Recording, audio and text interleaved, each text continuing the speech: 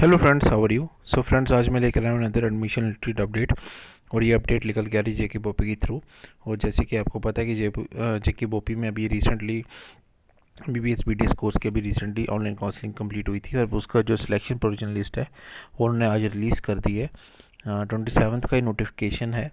और इन्होंने इसमें यूटी ऑफ जे लद्दाख की नीट एमबीबीएस बीडीएस कोर्स के लिए जो सिलेक्शन लिस्ट है वो रिलीज़ कर दी है, प्रोविजन सिलेक्शन लिस्ट। और इसमें इन्होंने क्लियरली मेंशन किया है कि जो नेक्स्ट ईयर ए में है, इन्होंने उसमें जो सिलेक्टेड कैंडिडेट्स हैं for the MBBS BDS course in the various college of UT of J उस पर उन्होंने उसको रैंक वाइज उन्होंने उनको उसमें क्लियरली मेंशन किया है to this notification which shall be available on the BOPEE website. और इन्होंने कैंडिडेट्स को बोला कि जो भी उनको अलॉटेड कॉलेज है वहाँ पे रिपोर्ट करना है 28 से 3 मार्च के बीच में। टाइम ने काफ़ी कम दी है। और 3 मार्च 4 बजे से पहले पहले आई थिंक आपको उधर जाके 3 बजे से पहले पहले जाके आपने उधर रिपोर्ट करना, आइदर थ्रू ऑनलाइन और offline mode along with the necessary documents including the following admissions. जो आपको डॉक्यूमेंट्स जो उधर कंसिडर करने लेके जाने वो ये सारे उन्होंने डिटेल में मेंशन किए हैं।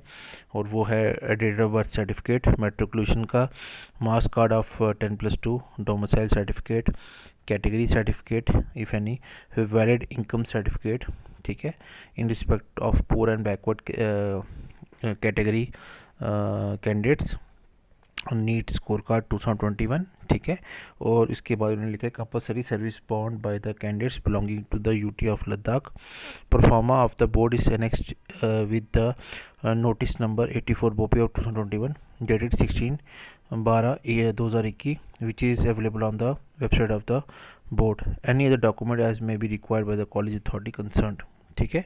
तो जो भी डॉक्यूमेंट फर्दर कोई कॉलेज मांगता है आपसे तो उसे सबमिट करना पड़ने का आपको कॉलेज में। The candidates who have allotted government private colleges in accordance to their online preferences in order of merit shall mandatorily have to join against their provisionally allotted college seat up to 3rd of March 2022 positively, and in case any candidates who fail to join against his or her allotted seat shall not be eligible to participate in the second round of upgradation allotted counseling under any circumstances। तो इन्होंने इसमें लिखा हुआ है कि उन्होंने कि आपको उस कॉलेज में आपको कंसर्न कॉलेज जो आपको अलॉट हुआ है वहाँ पे जाके आपको एडमिशन लेनी है 3 मार्च से मतलब 3 मार्च तक, ठीक है। और जो भी आपको जो सीट अलॉट हुई है उसमें आपको एडमिशन लेना ज़रूरी है, तभी आप एलिजिबल होते हो for the second round of counselling.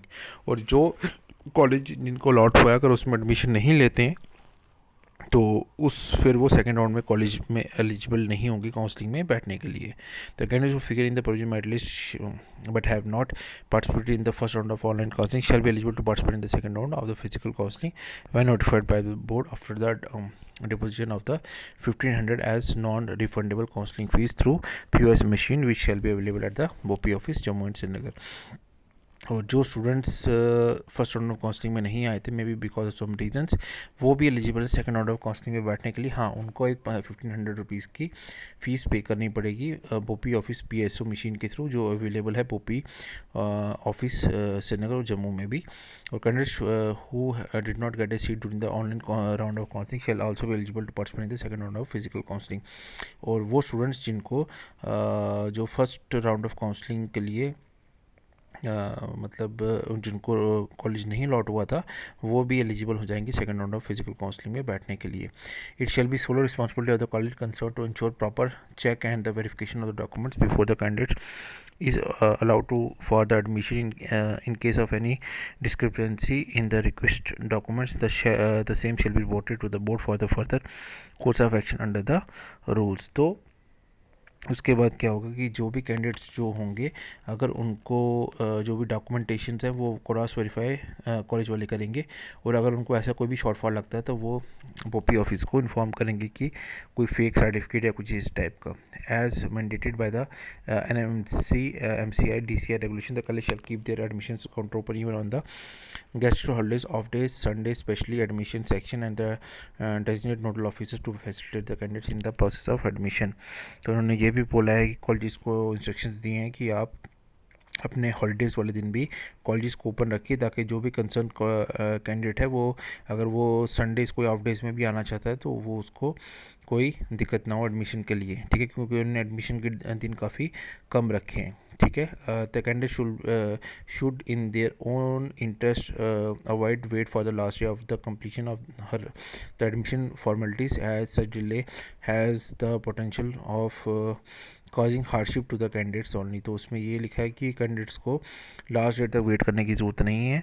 अगर क्या कहते हैं उनको जल्दी वो जा सकते हैं तो जल्दी जाके अपनी एडमिशन कर लीजिए, लास्ट डेट तक मत ले जाइए एडमिशन्स को। After the last date of the joining the unfilled seats if any shall be communicated to the board of the college concern, including those unfilled seats under the Hindu minority quota and NRI quota in एसकॉम्स और and IDS which shall be filled in the second round of the counselling for which the date shall be notified separately. तो इन्होंने clearly mention किया है कि उसके बाद जो भी कोई शॉर्टफॉल होगा तो कंसर्निंग कॉलेज जेके बोपी को जो भी शॉर्टफॉल्स होगा जिसमें सीट्स उनकी खाली रह जाएंगी वो बोपी ऑफिस को सबमिट करेगा, और अनफिल्ड जो सीट्स होंगी हिंदू मिनॉरिटी कोटा की, NRI कोटा की, एसकॉम्स की या IDS की, वो सेकंड राउंड ऑफ काउंसलिंग में उसको वो फिल कर पाएंगे। The heads of the college institute shall furnish the shortfall if any by 3 March 2022 up to 5 बजे तक। उनको जो भी शॉर्टफॉल होगा वो 3 मार्च शाम को 5 बजे तक उन्होंने बोर्ड में सबमिट करवाना फॉर द नेसेसरी एक्शन। और ये इन्होंने कुछ नोट्स लिखे हुए हैं यहाँ पर कि rule of 17 of the reservation rule 2005 shall be duly applied and is reflected against such candidates wherever it has been applied, ठीक है। और the admission of the candidate is purely provisional and shall be liable to be cancelled in any case any information furnished by any candidates proves to be false, fabricated, and action is be warrant under law shall be initiated against such candidates। तो उन्होंने clearly बोला है कि अगर आपको ऐसे उनको कोई भी डाउट लगता है कि वो कोई भी सर्टिफिकेशन या इंफॉर्मेशन फैब्रिकेटेड दे रहे हैं तो उनके एडमिशन्स कैंसिल हो सकती हैं। In accordance to the provision of the rights of the person with disability act 2016 the horizontal reservation of 4% to PWD eligible candidate has been provided in terms of SO 127 of 2020 dated 24/2020। College institute shall make sure that any candidates with disability if selected in open merit and some reserve category constitute a special medical board to assess such candidates and make recommendations based on which candidate shall take further necessary action. In case any such candidate does not fulfill the benchmark of eligibility, he shall not be admitted to the course college and the matter shall be reported to the BOP। Regarding our physical reporting, the candidate can report to the allotted college physically for the admission after paying the necessary fees and the submission of the original documents। तो यहाँ पर उन्होंने बोला कि physical reporting भी वो कर सकते हैं स्टूडेंट्स, और वहाँ पे जाके फिजिकली कॉलेज में जाके नेसेसरी फीस जो पे करके और ओरिजिनल डॉक्यूमेंट को वेरीफाई करवा के और अपना जो कोविड-19 प्रोटोकॉल है उसको उनको फॉलो करना पड़ेगा फिजिकल रिपोर्टिंग के लिए। ये उन्होंने इंस्ट्रक्शंस दी। और ऑनलाइन रिपोर्टिंग के लिए candidates can join the allotted college by sending a confirmatory email. आप ईमेल भी दे सकते हो, acceptance of the seat, upload the scanned copy of all the relevant documents certificate subjected to the verification by the respective colleges and pay the request fees online to the account of the college as mentioned in the annexure B। annexure B में हर एक college की details दे दी हुई हैं, वहाँ पे आप जाके fees को पे कर सकते हो रिस्पेक्टिव कॉलेजेस में, और ऑनलाइन के थ्रू भी दे सकते हो और ऑनलाइन अपने स्कैन डॉक्यूमेंट्स भी भेज सकते हो। In view of the above the college institutes are instructed to as under. तो ये कॉलेज को भी इंस्ट्रक्शन दी हुई कि आपको शैल make verify the scan copies of the certificate documents of the candidates for the admission by forming a dedicated team if deemed necessary. तो यहाँ पे जो भी वो ऑनलाइन सर्टिफिकेट्स उनको आएंगे उसको क्रॉस वेरीफाई करेंगे, स्पेशल टीम बनाने की उन्होंने बोला है। उन्होंने the college shall ensure the display of the particulars of the college and bank account details, bank account details और सारा डिटेल्स उनको देने के लिए बोला कैंडिडेट्स को, ताकि अगर वो ऑनलाइन काउंसलिंग करना चाहते हैं तो वो भी वो कर पाए, और आपको प्रोटोकॉल जो है कोविड-19 का वो फॉलोअप करना पड़ेगा।